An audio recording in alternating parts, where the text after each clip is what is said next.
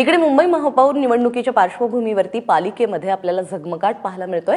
त्याचबरोबर शिवसेनेच्या पक्ष कार्यालयावर देखील रोषणाई करण्यात आली आहे। दरम्यान शिवसेनेचे सर्व नगरसेवक भगव्या रंगाचे फेटे बांधून सभागृहामध्ये येणार असल्याचं कळतंय। तसंच आज जागतिक महिला दिन असल्यामुळे शिवसेनेच्या महिला नगरसेवकांमध्ये विशेष उत्साह पाहायला मिळतोय।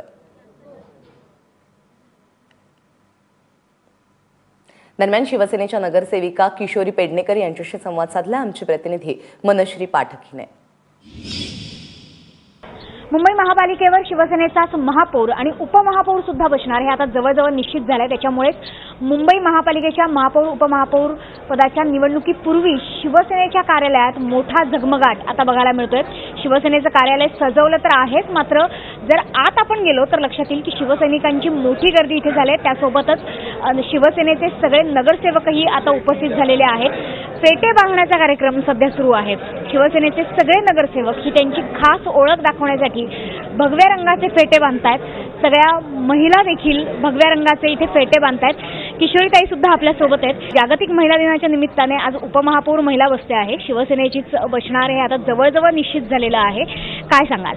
आमची उपमहापौर पण महिला आहे, महापौर शिवसेनेचाच आहे आणि आज जे हे काय फेटे सन्मानाचे फेटे हे बांधण्याचं सर्व नगरसेवकांना आज महिला दिन असताना महिलांना हा दुर्मिळ योग आहे आणि त्या दुर्मिळ योगाचं आम्ही चांगलं स्वागत करतो।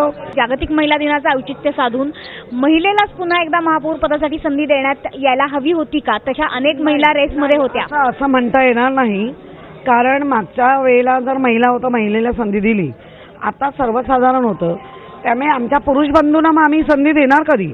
एक तर राजकारणात 50-50 आता आलेलं आहे, तर जर 50 आलं तर त्यांना मिळालं। त्याच्यामुळे महिला उपमहापौर तर दिली ना, त्यामुळे पक्षप्रमुखांचं आम्ही स्वागत करतो आणि या माध्यमातून समस्त महिला आघाडीला महिला जागतिक दिनाच्या शुभेच्छा देते।